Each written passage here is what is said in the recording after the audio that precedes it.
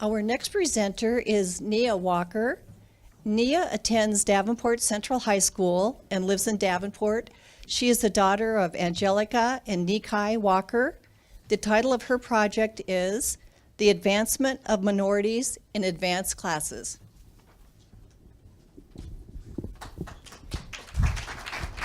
Hello, everyone.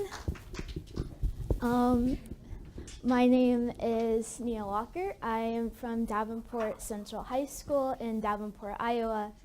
And I'd like to begin with a quote from the one and only Herbert Hoover. Older men declare war, but it is youth that must fight and die. And it is youth who must inherit the tribulation, the sorrows, and the triumphs that are the aftermath of war. Herbert Hoover understood the burdens the youth inherits from the generations before them and how difficult it would be for the youth to overcome those consequences. Timeless words that pertain to the conflicts of the 1940s as well as the conflicts of today's youth. Words that went further on in inspiring me to create my project, Advancement of Minorities in Advanced Placement, or the AMAP project. So let's begin with our main objective. Our main goal is to increase the amount of minorities in advanced placement to be more reflective of Davenport Central's student body population. And with the student body of 1,610 students, this was a pretty daunting task. So I broke it down into 3 crucial steps. Step 1, recruitment. Ensuring minority students receive the information and encouragement to take the AP challenge. In many cases, students do not know that they qualify for AP and spend their entire high school careers unchallenged. To grasp an opportunity, one needs to know the opportunity. Through this step, we hope to bridge this gap. Step 2, aid. Supporting our students through course content once they are in AP. AP courses are extremely engaging and rigorous. We don't want our students to get into the courses just to sink or swim. We want them all to flourish. And step 3, elevation, providing assistance on their road to secondary education.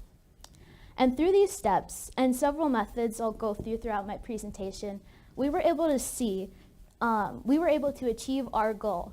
And the results were amazing. We were able to see that the amount of minorities doubled from the previous school year. So now that we have a quick snapshot of my project, I'd like to rewind and go through how I began. I began AMAP after my own personal experiences in AP. The first time I walked into an AP classroom, it was simultaneously an unforgettable and significant moment in my life. That class was AP Human Geography, and it was an amazing experience. I grew so much as a person by broadening my horizons, understanding multiple perspectives, cultivating skills necessary for higher education, and creating long-lasting, meaningful connections with my peers. But it wasn't just positive experiences. I immediately noticed the lack of diversity. I noticed that I was the only Black or Latino or one of a few, and that's something I've continued to notice throughout my entire AP career. This makes me think of a quote by Mr. Herbert Hoover himself. He once said, "About the time we can make ends meet, somebody moves the ends."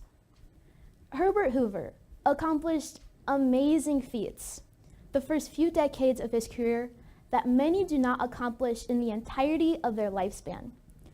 But he did not stop there. He continued and pursued on to be a great humanitarian and a public servant. This inspires me to chase after the moving ends by creating my project, AMAP. AMAP started with our achievement team, which was me and several emails. I wanted to initiate dialogue between myself and my administration about my observations and concerns, but before this, I needed sufficient evidence to back my claims. So I reached out to 2 teachers I knew would be for my cause, Ms. Gail Henniger and Ms. Jamie Killian. And through several meetings and frustrating streams of email, we were able to meet with our district's administrative representative, and promptly afterwards our administration, to present our findings. And what we found was astonishing. We found that AP enrollment in the last 5 years had been steadily declining and exorbitantly declined for the amount of minorities in AP. This not only provided standing for our initial claims of lack of representation, but also displayed lack of enrollment. This sparked immediate support within our administration. And with this, I was able to go into my next actions really beautifully. So first, I wanted to survey the existing pool of AP students, minority and majority alike. I wanted to find out what was this root of trend of decline and what we could do to enhance our students' experiences. This led us to our counselors. A common topic I found through student feedback was that counselors were not presenting AP as an option. Many of the time, students just had to somehow find out what AP was and somehow know the requirements to take AP, like having a parent, a sibling, or a friend who took AP. I felt it was imperative for our counselors to push them to promote our students' potential. So I whipped up a letter and sent it to every counselor within my high school, telling them what AMAP is and the commitment I needed from them. And again, we were met with amazing feedback. And with this overwhelming support from our administration and from our counselors, we were able to promptly go into step one of my plan, recruitment. Every type of advertisement permissible by my high school, I did. Flyers, brochures, announcements, speaking in AP classrooms, speaking with AP teachers, speaking in non-AP classrooms, speaking with non-AP teachers. I did this all. But the highlight of my recruitment efforts were displayed during an event I held with a panel of AP alumni. I felt it was so important for our minority students to see other minority students who graduated from our high school and went on to do phenomenal things. I wanted to make sure that every prospective minority student who had some qualities of being an AP student were invited. So we gathered data on all the minorities within our school. And we selected students who had a 3.8 or a 3.0 GPA or higher, scored in the proficient percentile for the Iowa assessments, or were recommended by a teacher to attend the presentation. And our auditorium, with a 250 seat limit, was filled to capacity. And this concluded our 2017-2018 recruitment efforts. And at the beginning of the consecutive school year, we pulled the minority enrollment data, and what we found was amazing. The amount of Black and Latino students increased by 50%, doubling from the previous school year. The amount of Asian students increased by 67%, and the amount of biracial students increased by 38%. This was amazing. It was so amazing to see our impact, but it also wasn't enough. Davenport Central still only has 15 Black and 30 Latino students currently enrolled in AP this school year.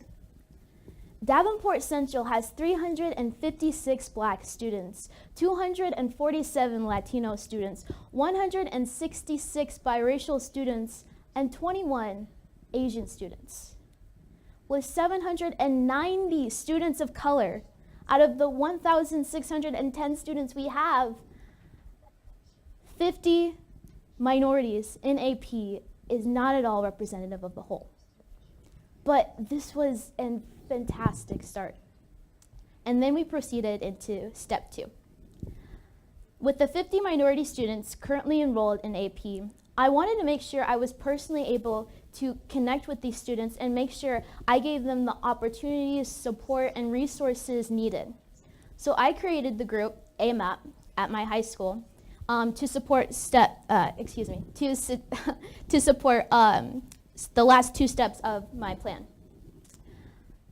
I wanted to make sure that these students had some support, some infrastructure of aid. But most importantly, I wanted these students to know that what they were doing was amazing, and it was brave, and it was courageous, and that I would do anything I could to enhance their experiences. The AMAP group has shown interest in their secondary education options.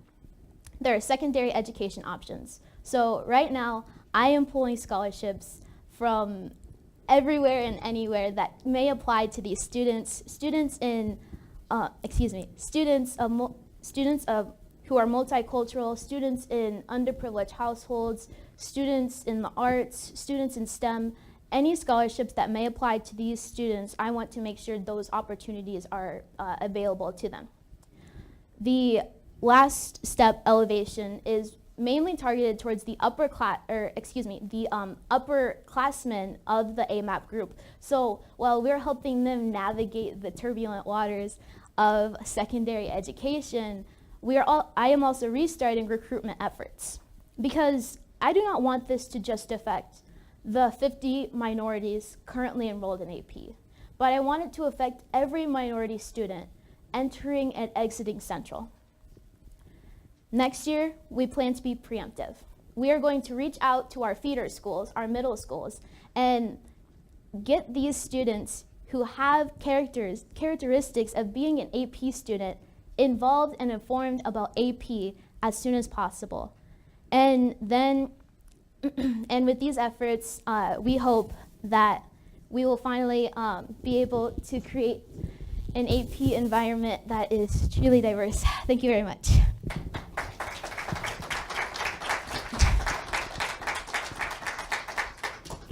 Thank you, Nia.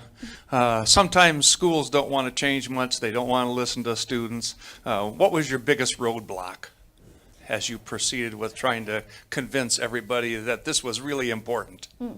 Kind of going through trying to set up meetings with our administration, because we realized that this is our top priority, but this may be on the bottom of their list of all the things they have to do in the day.